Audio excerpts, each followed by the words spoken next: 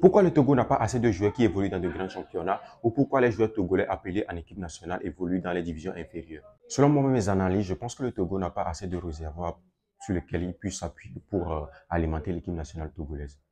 Prenons le cas de Bradley Barcola. Bradley est un produit purement français. Il est né en France, nourri par la France, formé en France, formé par le centre de formation de Lyon. Il a gravi les échelons jusqu'à signer son premier contrat professionnel avec Lyon, puis ensuite être transféré dans l'un des grands clubs de l'Europe, à Paris. Donc pour lui, sa suite c'est de jouer pour l'équipe nationale française, c'est de jouer pour les Bleus, ce n'est pas pour jouer pour les éperviers. Moi-même, j'aimerais qu'il joue pour les éperviers du Togo, mais pour le moment, pour la suitologie de Bradley, c'est de jouer pour l'équipe nationale française. Donc si le Togo veut seulement s'appuyer sur les binationaux pour alimenter son équipe nationale, je pense que c'est un très grand problème.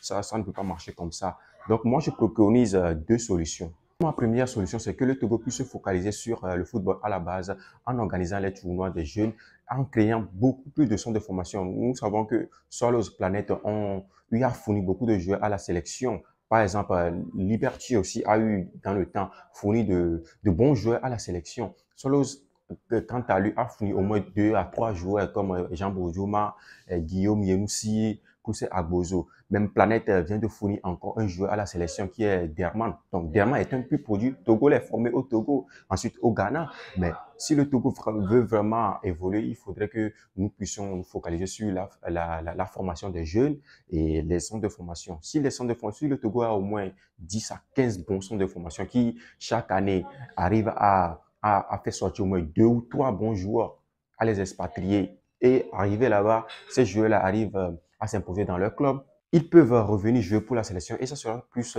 avantageux à la sélection parce que ce sont des joueurs formés au Togo avant de partir en Europe et le Togo ne va pas courir derrière eux avant qu'ils ne viennent. Non, l'exemple du Ghana, le Ghana n'a plus assez de joueurs comme avant, mais aujourd'hui, ils arrivent à s'appuyer sur leur centre de formation de renom qui est Roy Tudjun, qui leur fournit aujourd'hui assez de joueurs comme Mohamed Kudus, Souleymana, Osman Boukari, Yaouyebois et tant d'autres. C'est grâce à leur centre de formation que ils arrivent à avoir encore plus de joueurs. La deuxième solution a deux parties. La première partie, c'est d'investir dans le championnat togolais. Si on investit dans le championnat togolais et que les joueurs sont bien payés, les entraîneurs sont bien formés, je pense que le championnat aussi peut fournir au moins 2 à 4 bons joueurs à la sélection. Sur ces 2 à 4 bons joueurs-là, au moins, on aura au moins un qui sera au moins un titulaire indiscutable pour la sélection. L'exemple de l'Afrique du Sud. L'Afrique du Sud a basé sa sélection sur son championnat. C'est leur plus grand réservoir.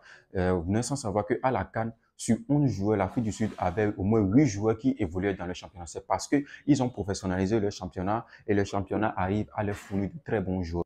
La deuxième partie, c'est que les clubs puissent se tourner vers un football business. Si je parle de football business, c'est que j'exhorte les présidents de clubs à signer des partenariats, à travailler avec des agents ou des recruteurs pour qu'à la fin de chaque saison, ces clubs-là puissent vendre 2 ou 3. Imaginons un club de première division togolaise ou de deuxième division arrive chaque saison à vendre ou à transférer 3 à 4 bons joueurs à l'étranger. Sous-là, je pense pas qu'ils vont encore attendre la subvention de l'État ou bien attendre la subvention de la FTR. Ils peuvent bien payer leurs joueurs et bien payer leurs entraîneurs. Donc, en gros, c'est un peu moi ce que je pense donner comme solution un peu au football togolais. Si, premièrement, si le Togo a beaucoup de centres de formation, si le Togo investit dans son championnat, si le Togo fait un football business, je pense que ça va beaucoup aider la sélection.